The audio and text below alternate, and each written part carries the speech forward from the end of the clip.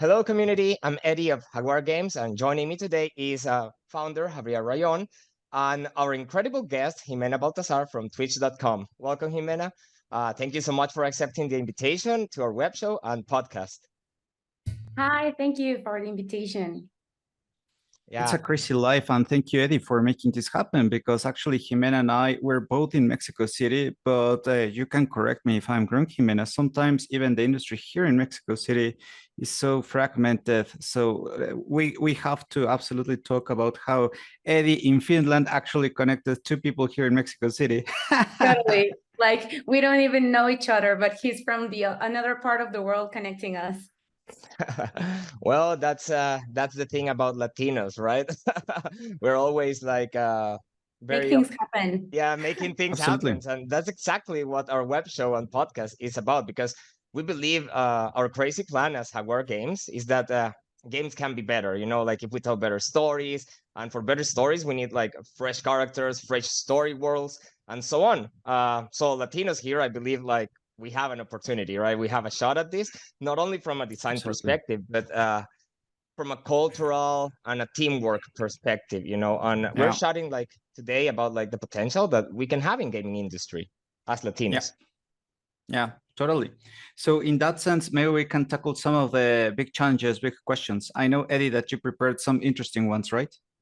Yeah, but maybe we should start with about your background, Ximena. What kind of Sure. can you tell us about yourself? How did you end up like in Twitch or in gaming, you know? I want to run already to the crazy things. Go ahead, Ximena, please. Well, it has been a long effort, let's say, because I started working in my college, university. So I was in an advertising agency, and I started as an art director, and I really liked that. So the next like 10, 12 years, I worked on ad agencies in the part of art direction. So the last agency I worked on was Media Monks Los Angeles. And I really liked that. But at that point, I was starting to be super curious about like everything around video games. So I have always been curious, and I like the part of the technology and the way that you can add that to the industry. So in that specific moment, I started like doing research. I worked on a thesis for women in gaming, like empowerment, because I really like that part. And so I like joined the things that I like, because I'm also part of a Latam program called Publicitarias, which is for giving visibility to women inside the ad world, like pushing this part, empowering this part, giving them like the voices they need or the push they need to be actually out there and create amazing things. So I joined that part and create this thesis, which is about women gaming, and I really like that. I started working with Riot Games, with Nintendo. So at that point, I was like, okay, I think this is not my place anymore. I need something else that can actually bring that part or potentialize that part. So, this opportunity came from Twitch. And I was like really happy, because the person that was like interviewing me to work there was actually a woman, and she's my boss. So that was really cool. I felt like it was crazy that in a platform, let's say, which is super focused, or that people actually see that as a place for video games, like the person that was like taking me there was a woman. Because I don't know how you feel about that, but there's not a lot of representation in this industry or in this part of video games from women. And I feel like it's a big issue. Yeah, it's really it's not difficult, but it's like you have to be like catching the people that is supporting each one of the parts in this industry, to actually get to know them and to actually see that the teams may be supported by many women or having diversity, but you always see like one person, and it happens to be a man, right? So that was something that I really like about this. I have been here now for a year and a half, and I'm really, really happy, because I can do a lot of things. I can create ideas, and also I am understanding and learning new things from another part that I have never been working on, because I was always in an ad agency. So now I feel really happy, and I feel like this is the part that we can actually bring the whole potential about video games, experience, streams, and all of that, you know, like joining all of that forces. Absolutely. Yeah. And well, something that I really like, not only from this, but for my whole career, is that I have always been, well, you can see me, I'm like super Latin. So I really like that part. I feel that it's something that actually I have never wanted to hide that part, you know, because there's sometimes you feel like if they see me with this kind of accent, no, in English or something like that, you feel like they are not gonna respect me, or they are gonna feel like God. less than the other people. But I have never felt like something like that. Also, I really like to experience this part about bringing the part of Latin, you know, like Latin women to any part I go. So I really like that. And actually, it's really fun that people always asks me like, hey, how do I pronounce your name? And it's like, but it's cool like that. Is it like with another pronunciation, but you want me to say it like that? And I'm like, no, it's okay, don't worry, it's fine. Many times I invite, like, we Latinos usually have two last names. So many times I invite that to that question, like we should ask, hey, you have to say my full name, like the 3 first names and the 2 last names, only to see how everyone would get scared at our full Latino names.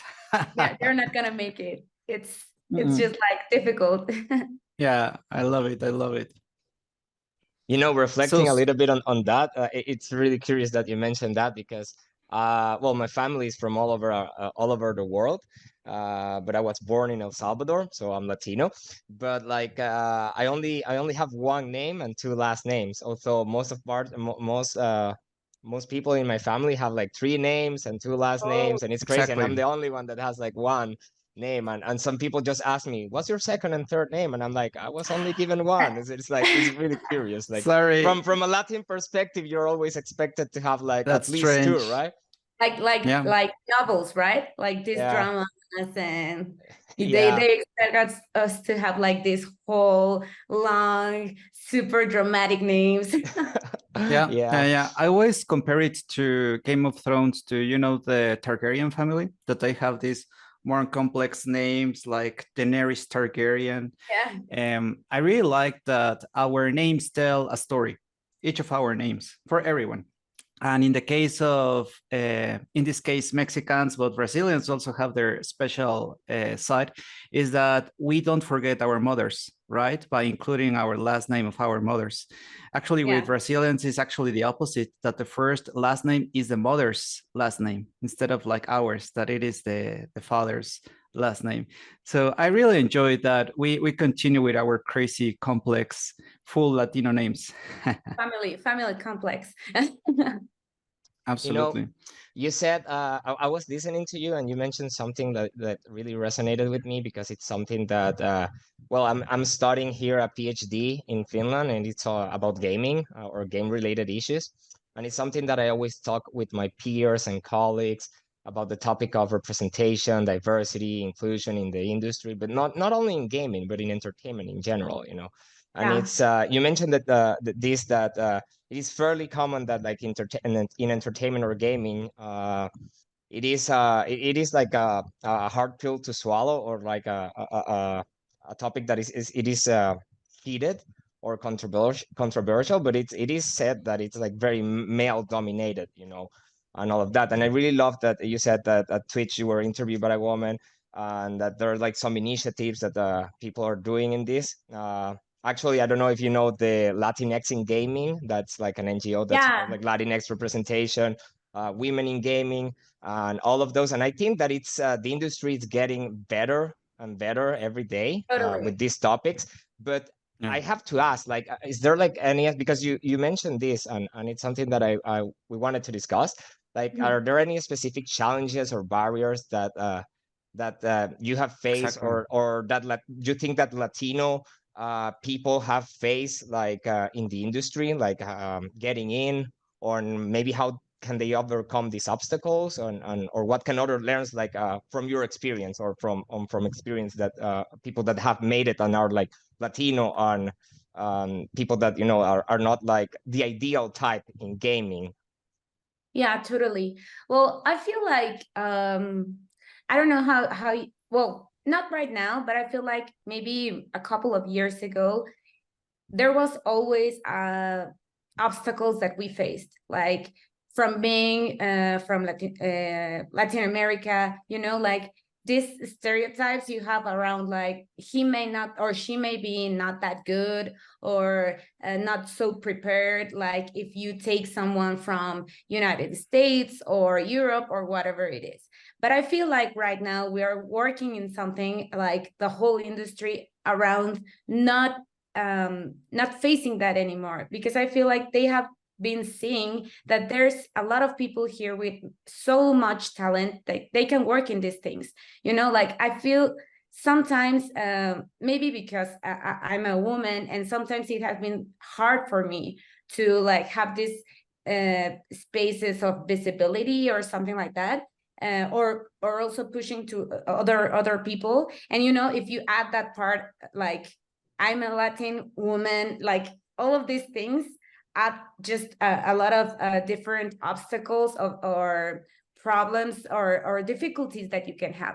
But I feel like I have been like really privileged around that, because I have not faced something really hard around that specific topics. But I can see that there's the main point around why this is like recovering, like why people is seeing this talent, is because the same people, the same Latin American people, is pushing each other. Like if I know I have an opportunity in something, and I know someone which is really good at this, let's say video games or this kind of entertainment universe, you bring that person. You don't Absolutely.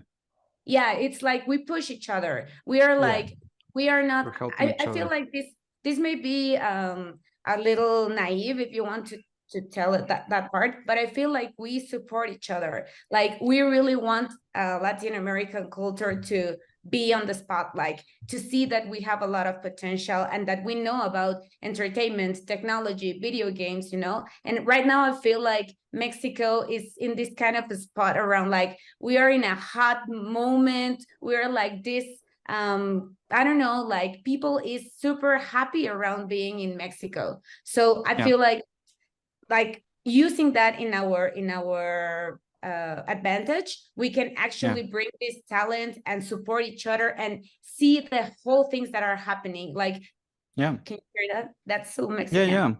I agree, Jime.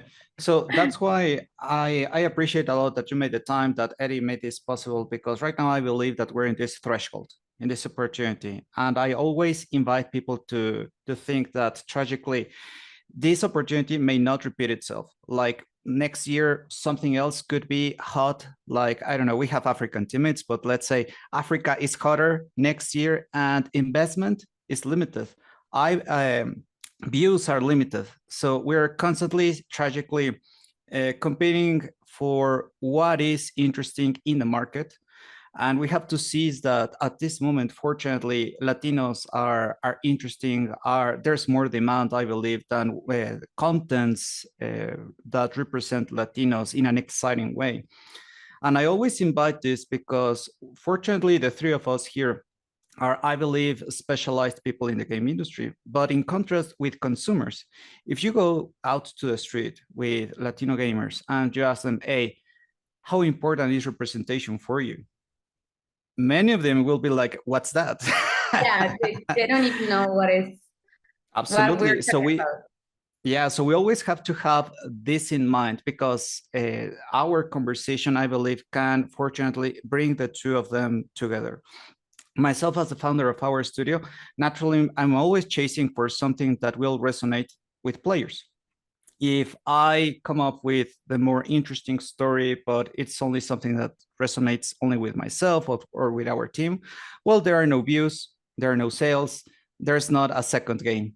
So fortunately, we have asked to Latino horror early adopters, very specific. and who are, by the way, all streamers. And our audience, I asked them, what's more important to you? And I have to tell you, still, like with other markets, an exciting game is more important than representation, which makes sense, right? I believe that representation, sometimes other studios or companies may have some problems with it because they try to push it as the first priority. And if it's a movie, probably the story is not the right one for that particular character. Or sometimes there's not a lot of depth for the characters because they're only saying, oh, look at the skin color, or look at the background, or look at something else.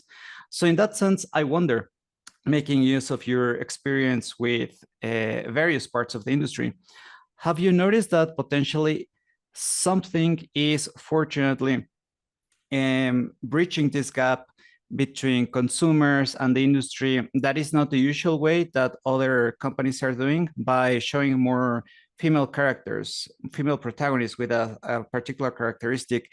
Because I have to tell you, on my side of the industry, we make fun that many games say, oh, we have a female protagonist because it's just a woman with a sword, and it's usually red-headed. So we know that that's what we have to avoid.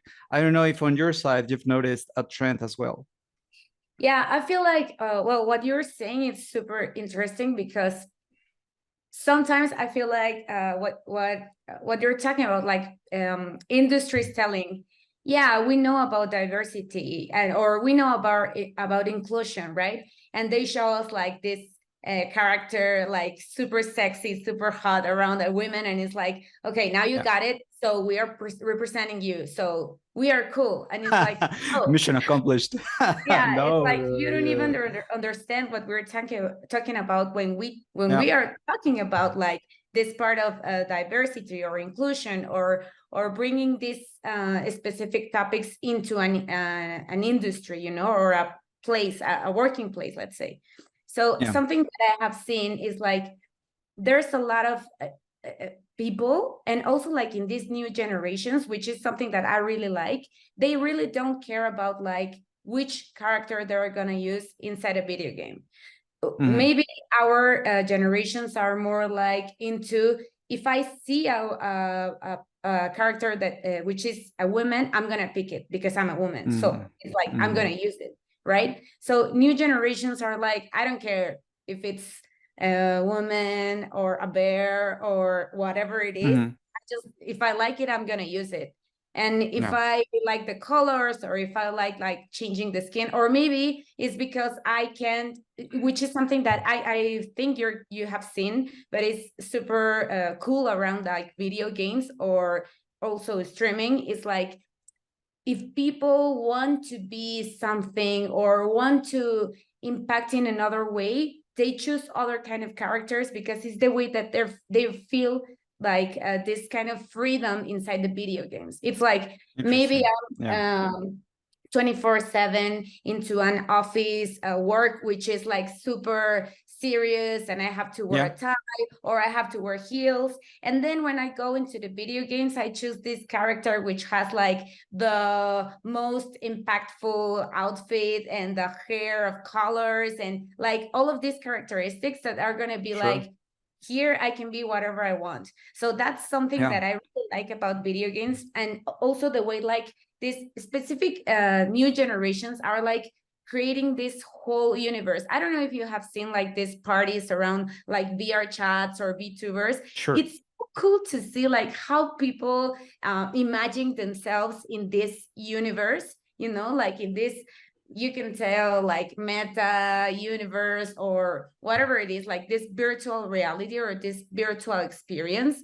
But the way that they are representing, maybe I'm a woman and my character is a man, super strong and super tall, and with this I don't know, sword of colors, you know. So I feel like that's something really cool, because we're not talking about like you have to be this or this. You can be whatever you want, like in a video game or in your life. But if you feel comfortable like in a video game, because you can actually potentialize that part, it's so cool to see how people use this, right? And also like other part is, I see that there's a lot of like, I have seen like the way that people see women streaming And it's so weird how they attack so much like this women, because they are like super cute, or they use this kind of whatever it is, tops or outfits or something like that. And I feel like that's part of what we have to like destroy, right? Which is respect for everyone. Like, you just deserve, Absolutely. like, as a human being, you just need respect. And it doesn't matter like the different choices you have from your outfit, or the people you're spending time with, like staying into a couple or whatever it is. Like, I feel like we should be more respectful. And I feel like sometimes our industry, like the video game industry, is more fulfilled of those generations that happen to be judgy, you know. So these generations that are coming and that are bringing this part around, like, I feel happy with whatever it is that is happening here. I feel like they have like more freedom, and they are less judgy than maybe our generations, because they are growing more with ideas like, you can be whatever you want, you can like actually like whatever you want, and it's okay. We're gonna respect that. So I don't know, I feel like we have a lot to do, like more work to do in here, to actually make people understand all of what is happening, also make people respect each other, what we're saying. But I feel like we are in a really good place. Like right now the industry is working into a, I don't know, a better place for everyone. I have seen like there's a lot of representation around women, around Latin, which is something so cool, because you don't happen to see that. I don't know if you have seen something like that, but when I was like a little kid, I can't remember like something around that, like seeing I don't know, women talking about video games. Well, there was this super great I can't remember her name, but she was from Nintendo Club. You remember Club Nintendo? Club Nintendo, of course. Yeah, and she was a woman. So I think that maybe it was something that was created around her. I don't know, but it's something that when you start to grow up and see like the whole possibilities, or I don't know, like the spaces that you can work in, and that you can actually create something for that, it's super cool. I don't know if you have seen this, but like talking about like the way that we program now, the programs that are existing for new generations to understand, to create video games, blah blah, blah. There's a supermodel, like from, I don't know, runways, like really great runways, that has a coding academy. So that's so cool. I like, didn't, I hadn't heard that. Model. She's like this kind of person that you never expect to be interested in this. And she's creating these kind of experiences for young women, or people, kids, that want to be understanding this. So I think Sounds that, exciting.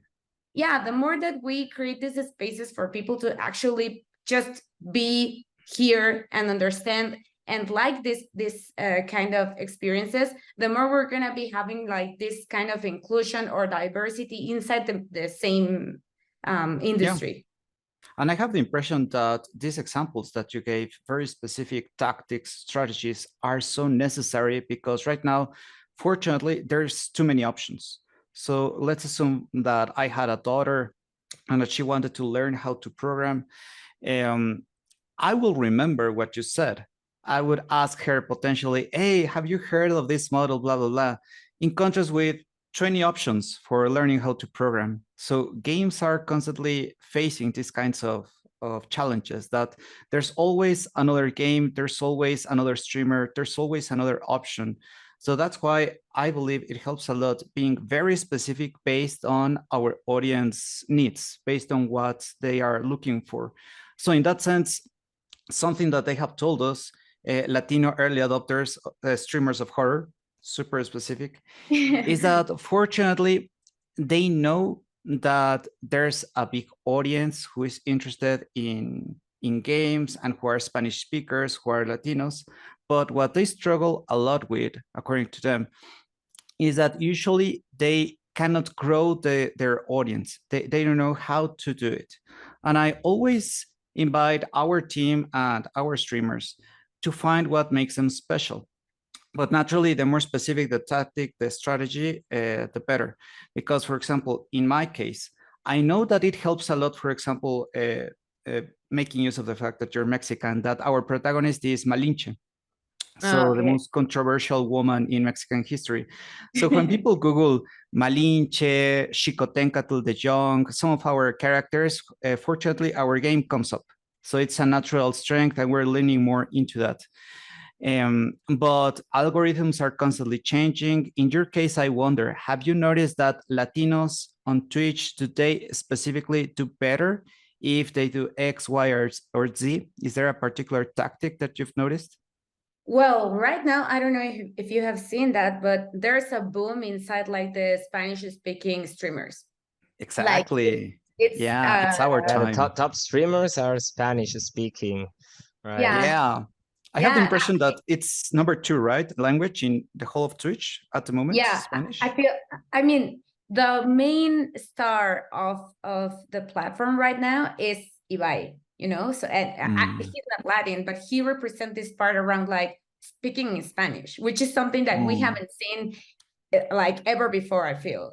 And a huge part of his community is like from Latin America as well. Yeah, totally. Like if you go like the past year on the Island Awards, when he went into the stage, like the people was crazy and it was like the crowd cheering and they were like, yeah, you know, and it's really cool because what I think is that it doesn't matter if it's not like a Latin specific, but the thing that we're creating around like the Spanish speaking people, that's super cool because we have never been in that spot of you know, like I'm gonna say respect, like understanding that talking in Spanish, being inside the people that or the communities that speak in Spanish is also like super huge and important. It's true. And people is really like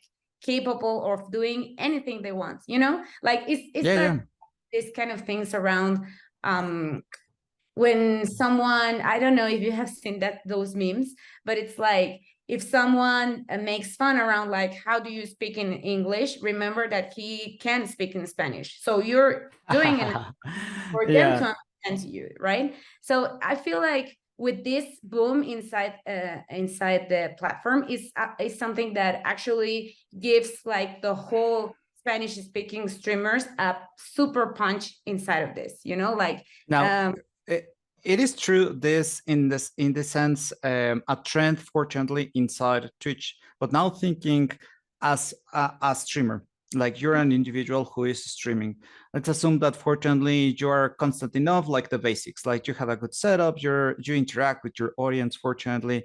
Is there something in particular that you think that can help one of the streamers listening to us who wants to grow their audience, making use of this opportunity that Spanish is right now something in demand by the Twitch audience? Because there are so many streamers who also speak Spanish, right? So that's not enough, I believe.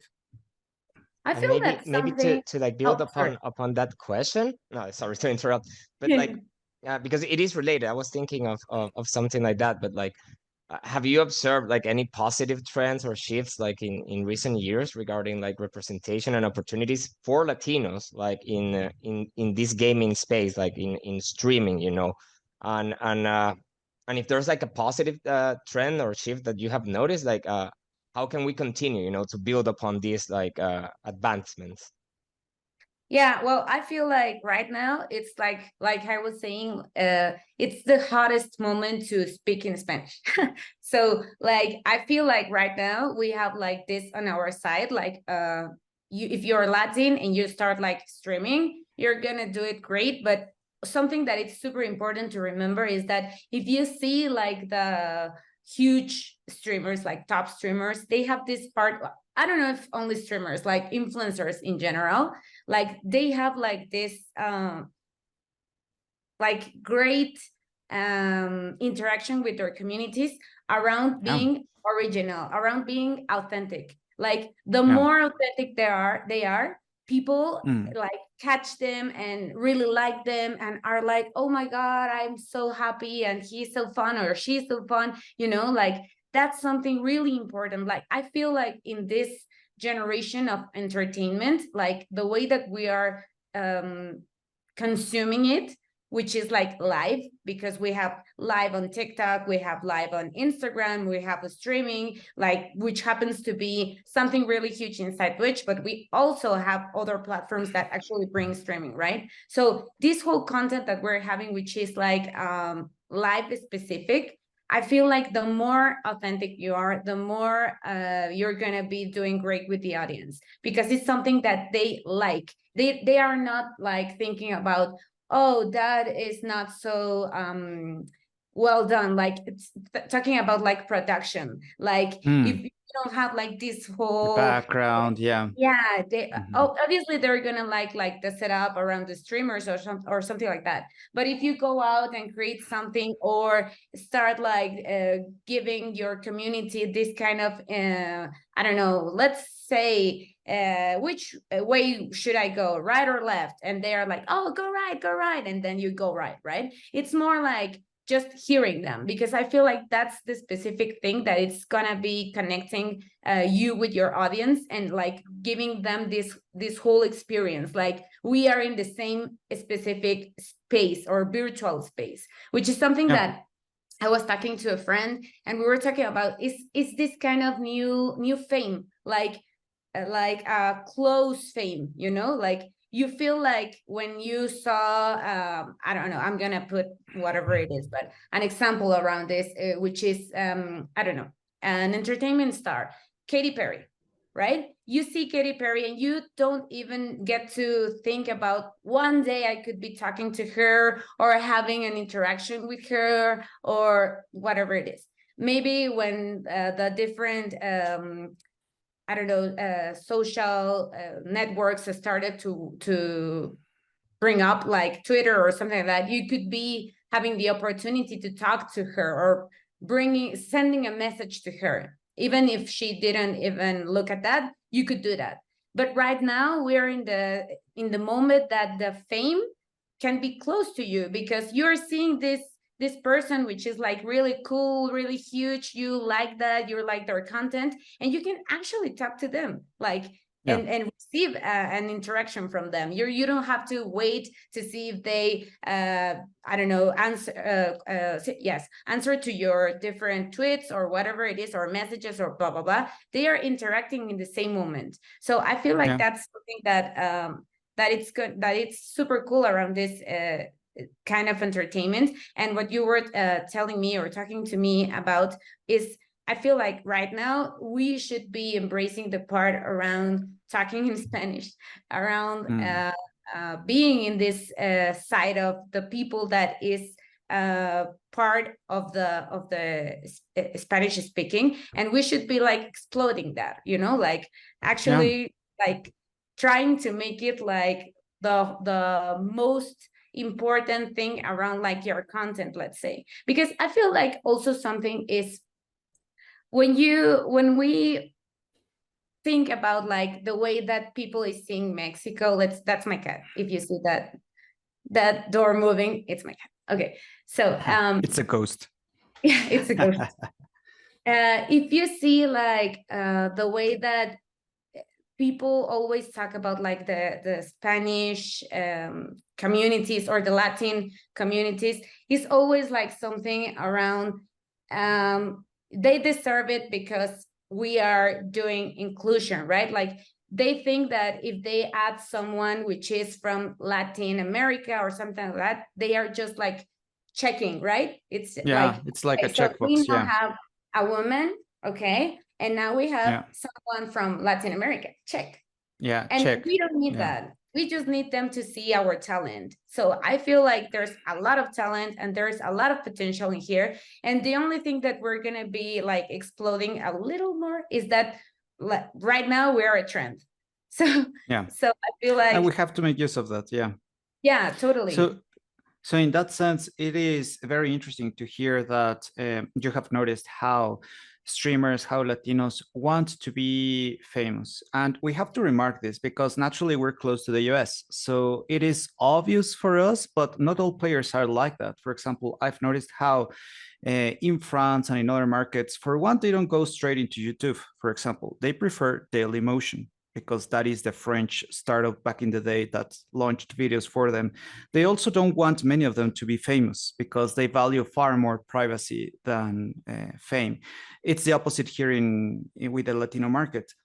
So by understanding the specific behavior, what every player is looking for, I believe that there could be this match with what you mentioned, this authenticity. If some people want something very funny, a particular audience, unfortunately, that is something that works with a particular streamer, that they are very funny, then that's a match made in heaven. At the same time, I believe that we can have more of a compounding effect if, fortunately, let's say these needs of these streamers, of these players, also meet the opportunities of some studios. Back in the day, Among Us was a great example of this because Among Us had been a game for a while and it was struggling back in the day until South Korean and Brazilian streamers discovered the game.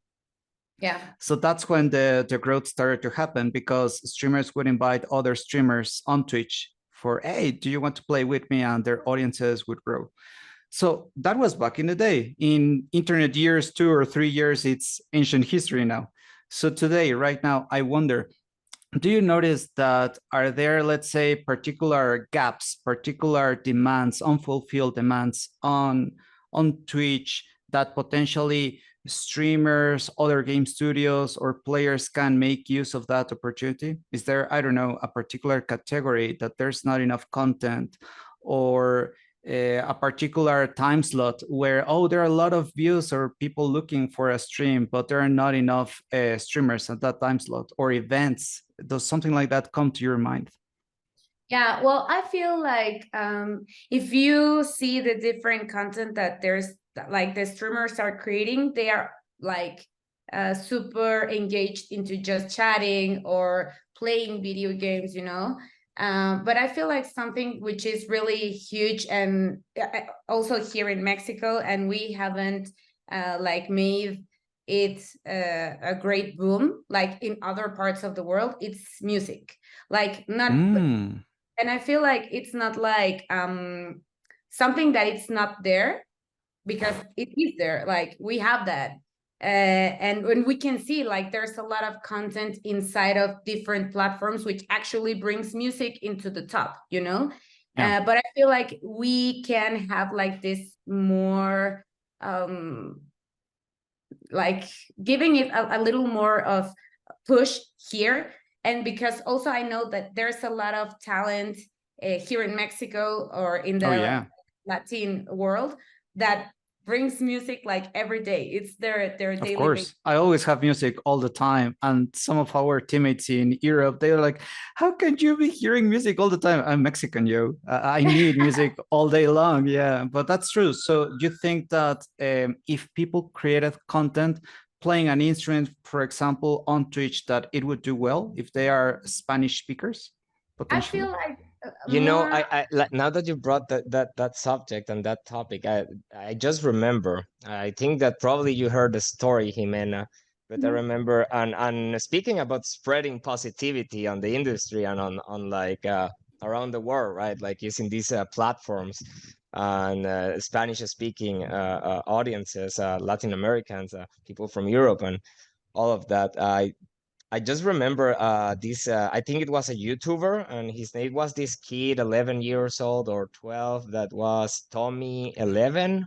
Tommy 11, or his name was Tomas. But he was like he started like making these YouTube videos, like playing instruments, but also like game music, or also like playing video games or doing some tricks or something. But the thing is that he had like a disease or something, but he stated in one of his videos early on that his dream was like to be a YouTuber or a professional streamer, you know. And in some of the videos, like the mom would say like, oh, the dream of my kid is like to be this, and I support him. And it was because El Rubius and another streamer caught him like on YouTube or in a YouTube stream, and started like sending audience to his YouTube channel.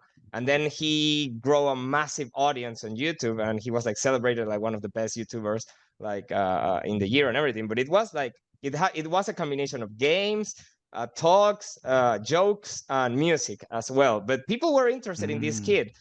Sadly, he passed away, right? But he achieved his dream of becoming a Good. popular streamer and everything. And it was because of this, of all the things that you have been mentioning, like, you know, spreading positivity, demand for like Latino content, and all of this.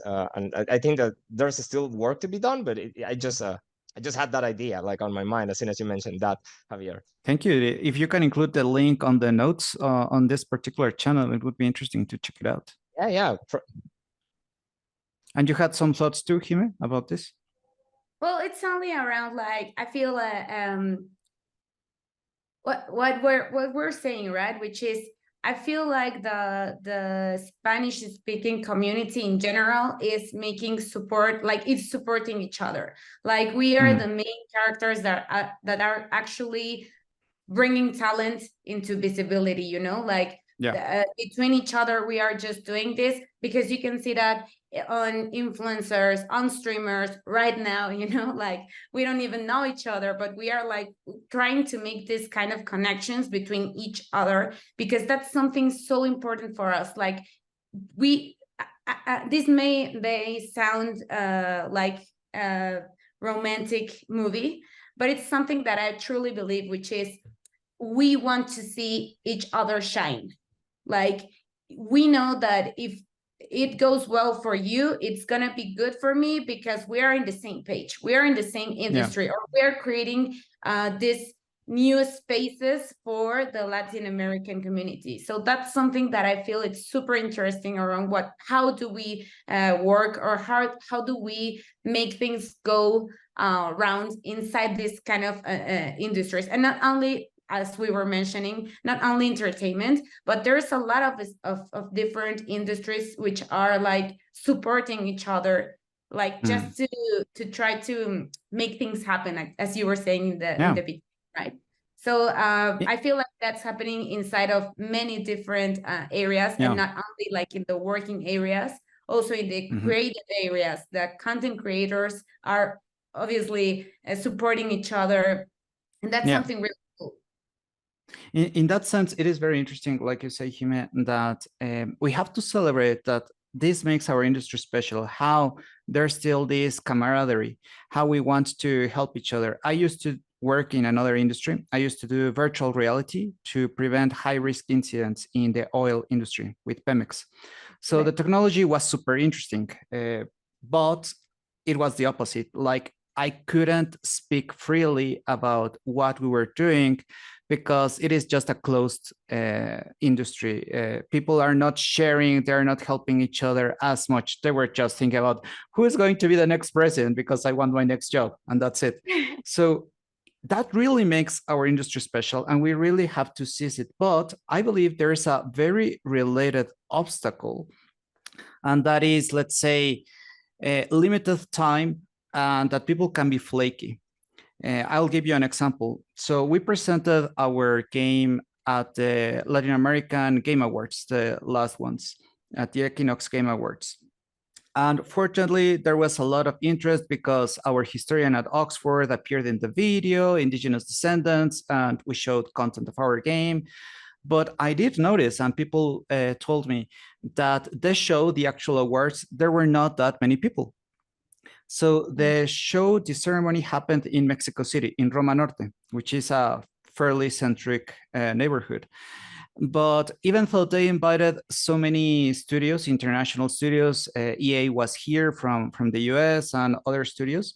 The studios, there were studios from South America. The studios that were more lacking were those of Mexico. Even local studios from Mexico City, they did not come. And as a Mexican, I know that these little things matter a lot. Like it was something like a Friday, I believe, and with heavy traffic. So Mexico City has one of the worst traffics in the world. But those subtle things tragically have a big effect. Like so many people did not arrive on time to their works. So I have the impression, and I'd love to hear, that in order for this camaraderie to actually, let's say, be actionable, well, people have to know each other, right? We have to know what X is doing, what opportunity maybe in somewhere else. And while I enjoy attending live events, I believe that it is easier for this camaraderie, this helping each other, to happen online, right? So in that sense, yeah, currently with how the world is and how fragmented games as well are. So in that sense, a small problem, I believe, is that so many of my colleagues, game studio heads, they love WhatsApp. So it will be like a small archipelago because they may share very cool stuff, but it is by nature in a closed space. So I wonder if you have seen like similar obstacles and potential better solutions so that this camaraderie actually reaches everywhere, every Latino that needs something, that needs to be connected. What do you guys think? I feel like sometimes many people that I have known have this thing around like they feel like they are not like enough, like we're always like trying to, no, I could do this better, I could do this better, and so sometimes I feel like it's just like we don't want to launch something because we don't feel it's good enough, or we don't feel like it has the specific details or the specific things, or like you want it to be perfect, like for the first time that people see whatever it is in the world, right? Like this thing that you're creating. So I feel like sometimes we just need to take risks, which is maybe what you're saying, right? Around like this specific event, maybe if they have like this kind of I don't know, obstacles around like, I don't know if this is finished, I don't know if it's going to be competing into like the other things that we're going to see in this event. Well, it's okay, because if you go and see what is happening around you, you can actually learn from that. Or you can like ask someone else, hey, I'm creating this thing, what do you think? Which would be something that you could change or add, or is it good in the way it is, or should I go out and then just see like how people take it and take from that like this kind of learnings and I don't know, tweaks to that. So I feel like sometimes that's a great obstacle that happens to be there. And also it's something that I feel it's super linked into the Latin American people or the Latinos in general, because we want to be perfect to compete out there. We don't like want to have mistakes, because we know that something that could be potentially super bad for us, because we are trying to make a name between like other people that is there and that that could be taking that spot, because maybe they're going to be taking more serious than you. But like getting rid of the imposter syndrome, right? Yeah, also. totally. Like for Latinos. I believe it could be harder for Latinos, because following up on what you mentioned, Jime, this imposter syndrome, as Eddie well pointed out, I believe can be more reinforced in our culture, because I have the impression that getting something wrong has more consequences here. I contrast it, for example, in the US, you will always have at least loans or credits or some sort of support for so many initiatives. And here, none of that.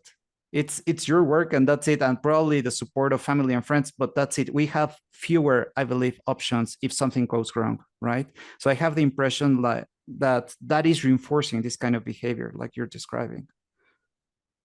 Yeah, I feel like, and also it's super, like you were saying, it's super like attached to us, because we feel like we're not gonna be good enough. And it's not only the imposter syndrome, it's just like the whole experience around, I need to be perfect in order to compete with everyone else, because they're gonna think that I'm less. And so if I make any kind of mistake, it's gonna be like a whole. That's when representation and diversity in this industry in entertainment, that's why it is so important, to have like people aspiring Latino game changers, right? Like to serve as models or as guides exactly to those that want to break in or are like in a starter level, well, for all the audiences and people that are watching or listening, like there are these like NGOs or organizations that help people in their first stages. I know a few, but maybe the one that comes to my mind right now is Latinx in gaming. I know it has a huge community of Latinos that want to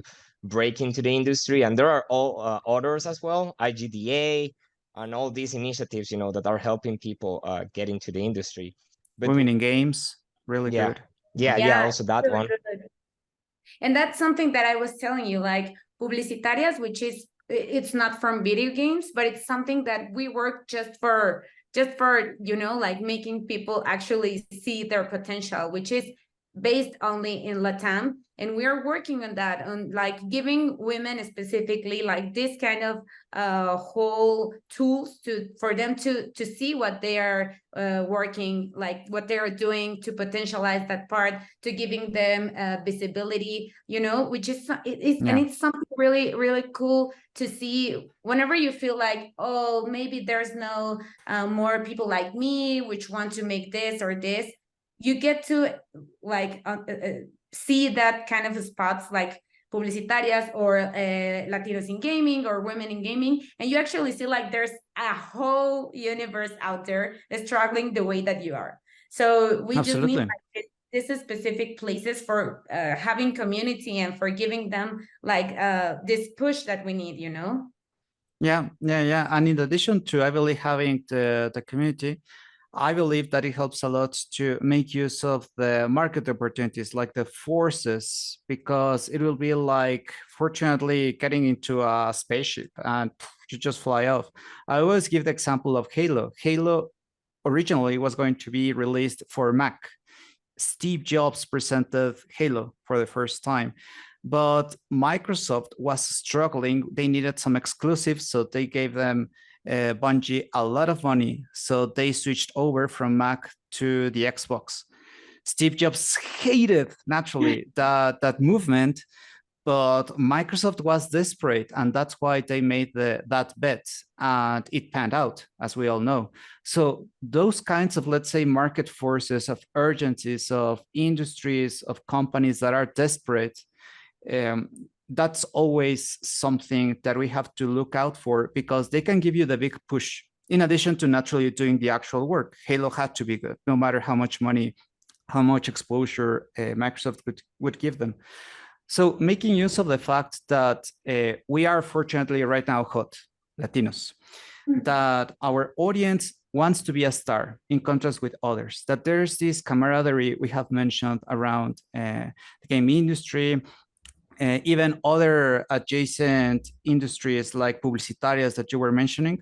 I believe that what could be missing is just to get these moving parts together, right? Because I didn't even know naturally about publicitarias until you mentioned this to me.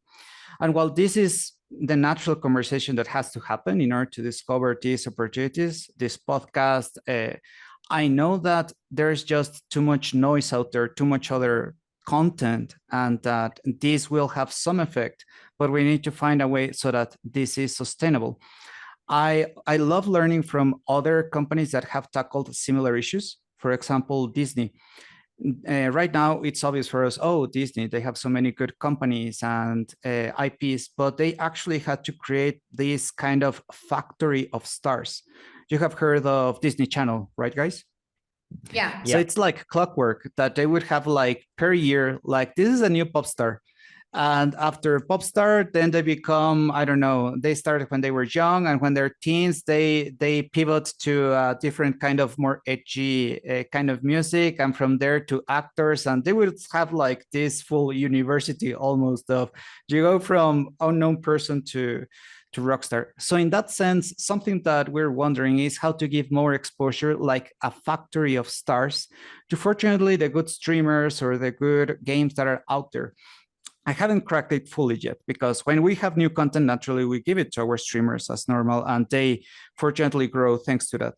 But have you ever thought about something like that, like how to make it more sustainable, like a process, like a constant process, instead of just waiting for things to happen? I have never thought about like that specifically, but something like, which is totally like my point of view, or the way I have been my whole life, is I like to like do things all the time. Like whenever I have like opportunities, or I don't know, something that help other people, I really love that. I love like working in some or in platforms like again publicitarias or ladies wanna design, which are just for pushing new talent to actually do things, you know, or giving them like, hey, I know this person, hey, I know these other people that can be working with you or helping you. And right now I feel like I haven't thought around like in a specific program to make that things like more, let's say, just like function, like the way that they are going to be having this work flow or process, like in a specific, this Yeah. is the first thing you're going to do, then the second, blah, blah, blah, like the steps for that. But I do think like the more that you get to know people, the more that you can actually be the connection between them. And that's something Yeah. that also it's super important, right? If you know someone that it's good at this, um, I don't know, creating video games or working in that, and then you get to know other people that it's trying to learn from that or push any specific video game that they're working on, well, it's just natural for you to connect those parts, right? So I feel like Absolutely. the more you get to know people, like it could be overwhelming sometimes that you want to help everyone, but it's also like super I don't know, like the way that you see that you can create these connections between people and get to make them do what they are expecting, like create whatever they are or they're wanting to do. It's really really great. Like I enjoy that part around like just connecting this specific one to this other one, and like I'm just gonna take a step back and you can get to know each other. Exactly. So I'm I feel like constantly a matchmaker like that, almost like if it were dates, but for work. yeah. I really enjoy that. You guys should talk to each other. In that sense, I have the impression that it is good that I believe this is fairly new in the work culture here in Mexico. Some generations ago, sadly, this was not the norm. Not only Yeah. because games are fairly new, but this is something that is still changing. I contrast it with the US, where I believe this has been a more normal part of the process in the tech industry there. So I have the impression that we need more people who follow this example of actually helping each other, even if it's not something related to your daily job. But what I have the impression is that it could help to have less friction around meeting people. And introducing is more or less easy with email, but at least in getting to meet a specialist in our Latino countries. I tell you, I have studio heads, friends who don't like to meet people. Like they will be chatty when they are on WhatsApp, and when you're actually face to face, they're like, I didn't want to get out of the house tonight. They're like that. They're honest with me because I'm their mate. But that's part of the nature of games as well. Like not everyone is as social. There are some people who No, really don't want to hang out with humans, and we but still have to find a way. yeah, totally. And I don't know how you feel about this, but I well, what I have from the like the whole thing around like the pandemic and what happened and like the Mm, closure also helped us to understand like the potential and the great way to connect in other Yes. place, which is not like physical place. Like, and yeah, that brought us like a huge new world and yeah, opportunities, because you get true. to understand how do how can you connect with someone which is in another part of the world, and just make sure that the timing is correct, like for both, you know. Like I feel like Yeah, before that, and I know I'm not taking that as a good I don't know thing that happened, but I I don't feel know. like you could learn a lot of things around that. Like it True. brought us, like it opened our eyes into other, like what you were saying around the traffic in Mexico City.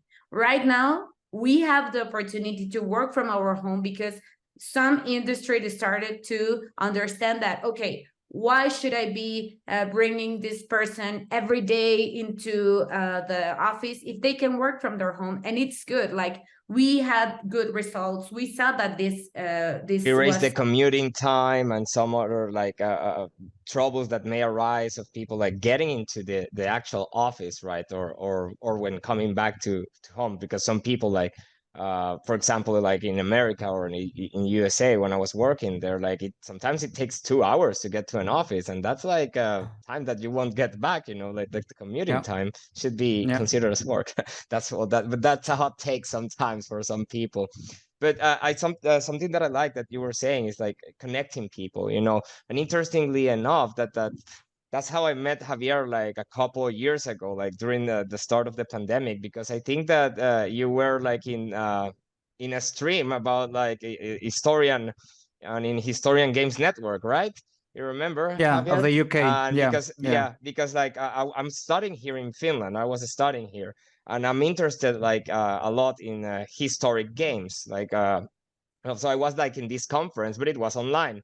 But after the conference ended, like we exchanged emails and we started like chatting, and I also chatted with a lot of people from that conference. But I'm always like connecting with people like over the internet that I think that are good, like can be like good. I can have like good conversations, or I can learn something from them, or that they can learn something from me. So I think it's good like to connect with people, and it's something that I noticed that started to be more common, or that the people are not that afraid anymore, you know, during the pandemic, because we were in totally. lockdown. We couldn't go out, so one way to connect or meet other people was over the internet, even like uh for work related topics, you know. We had to connect or find like uh people like over the internet, and I think that that was a positive change. If we want to like put a name on it or a label on it, like that Yeah. brought the pandemic, you know. Yeah, from the tiny things that were good, Yeah, we from the get tiny things that were good. Yeah. silver In that linings. sense, it's good that we can say our closing remarks because, again, that's the nature of online competition. If we go beyond the hour, people stop Yeah. paying attention in this brave online world.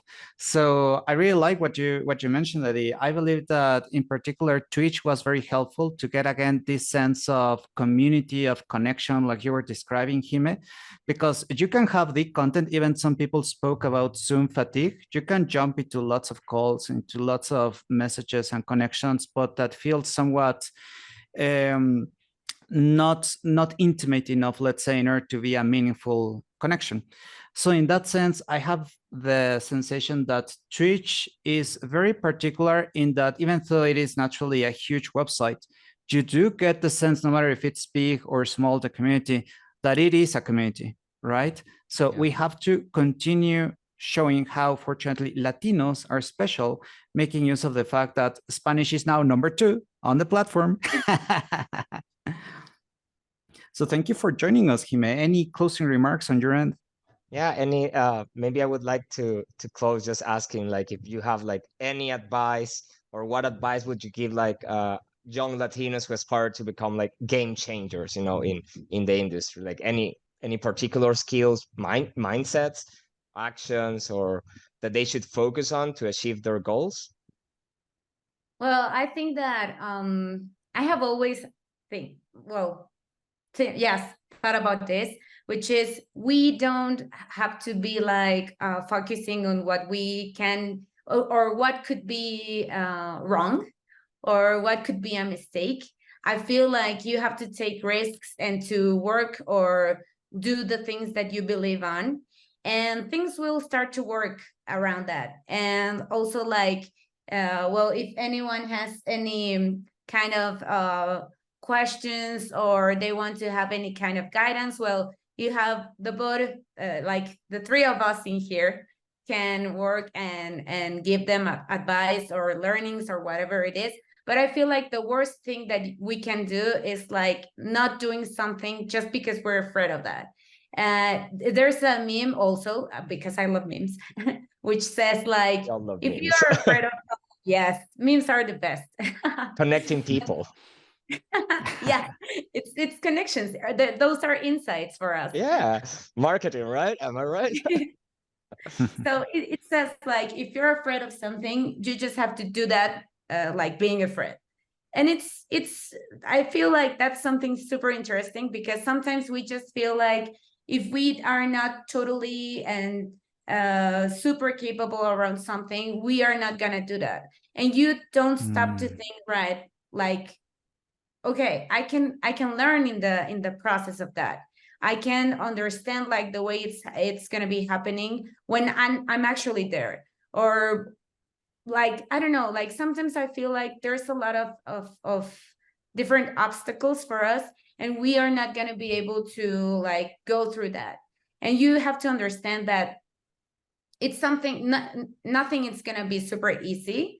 You just have to learn to like see the way that you can fit in, and actually start to learn and research. Like the more you are curious about something, it's gonna take you like further into different things, like knowing people, getting to know connections, understanding on other topics. And I feel like that's something that it's super cool from new generations, because they are always like having this kind of, but what if that this could be something different, or if we could do this, I'm bored about this, how can we make this like more suitable for us, or more entertaining, you know, like, and that's something I really like. It's just like turning around things and seeing what is like growing from that.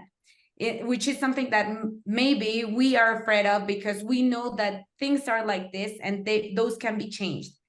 I feel like we have a lot of opportunities there. Like, okay, things have been like this our entire life.